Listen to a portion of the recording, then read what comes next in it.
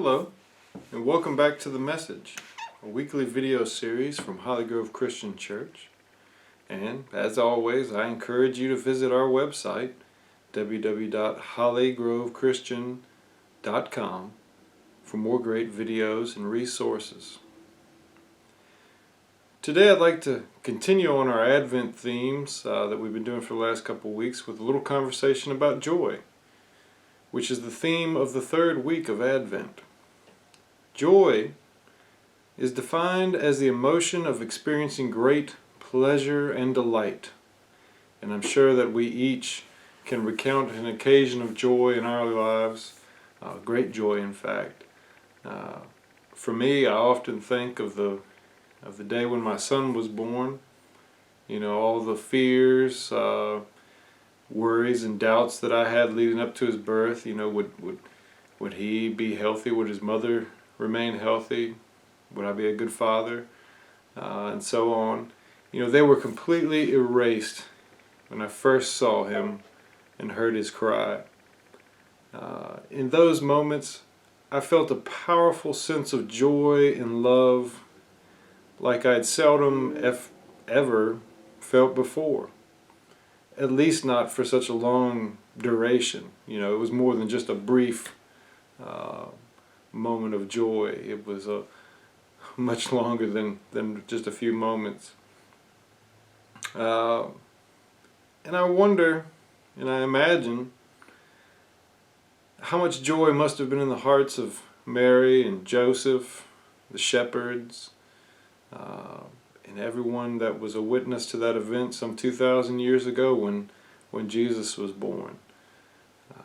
I also think of how much joy was in the heart of the blind and the lepers and the others that were healed by the touch of Jesus. How much joy they must have felt. To those people, you know, their salvation from an otherwise awful and painful existence was instantaneous and palpable and something undeniable to all those who were there to witness it. You know, we should also share in that joy and seek it out at every opportunity. For while we may not have personally witnessed or experienced miraculous events, at least like those depicted in the Gospels, we have experienced and benefited from the miraculous nonetheless. I think that this passage that I'm going to read you from 1 Peter expresses what I'm talking about, or what I'm trying to get to, better than I could. And it says, "Blessed be the God and Father of our Lord Jesus Christ. By His great mercy He has given us a new birth into a living hope through the resurrection of Jesus Christ from the dead, and into an inheritance that is imperishable, undefiled, and unfading, kept in heaven for you, who are being protected by the power of God through faith for a salvation ready to be revealed in the last time. In this you rejoice, even if now for a little while you have had to suffer various trials, so that the genuineness of your faith, being more precious than gold, that though perishable, is tested by fire, may be found to result in praise and glory and honor when Jesus Christ is revealed.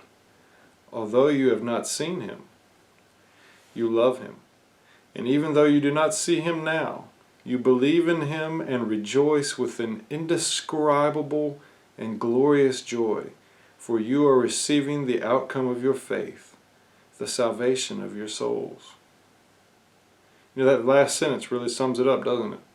It really reminds us of our reason to be joyful. It said, although you have not seen Him, you love Him, and even though you do not see Him now, you believe in Him and rejoice with an indescribable and glorious joy, for you are receiving the outcome of your faith, the salvation of your souls. That is why we should always be joyous. Because even though we have not seen Him, we love Him, and He loves us. And we believe in Him, and we are receiving the outcome of that faith, which is our salvation. We're called to be joyful, And we have so much to be joyful about, don't we? And out of that abundance of joy, hope, faith, love, and divine peace, our cup fills to the point of overflowing, so that we just have to share it with others. You know, one man did just that.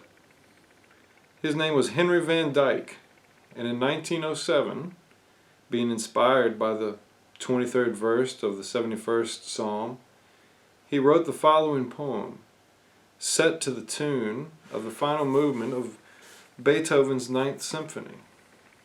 I'm sure you know it. It goes like this. Joyful, joyful, we adore thee. God of glory, Lord of love, hearts unfold like flowers before thee, opening to the sun above. Melt the clouds of sin and sadness, drive the dark of doubt away. Giver of immortal gladness, fill us with the light of day. All thy works with joy surround thee, earth and heaven reflect thy rays. Stars and angels sing around thee, center of unbroken praise. Field and forest, vale and mountain, flowery meadow, flashing sea, chanting bird and flowing fountain call us to rejoice in thee. Thou art giving and forgiving, ever blessing, ever blessed. Wellspring of the joy of living, ocean depth of happy rest. Thou the Father, Christ our brother, all who live in love are thine. Teach us how to love each other, lift us to the joy divine. Mortals join the mighty chorus, which the morning stars began. Father love is reigning over us. Brother love binds man to man. Ever singing, march we onward, victors in the midst of strife. Joyful music lifts us sunward in the triumph song of life. Now, I could have sung that to you, but trust me, it's better if I read it to you than me trying to sing it to you. So, I guess my brothers and sisters, for this week, I wish you a week filled with hope, peace, and joy, woven together in the love that surpasses all. But I suppose we can talk more about love next week on The Message. See you then.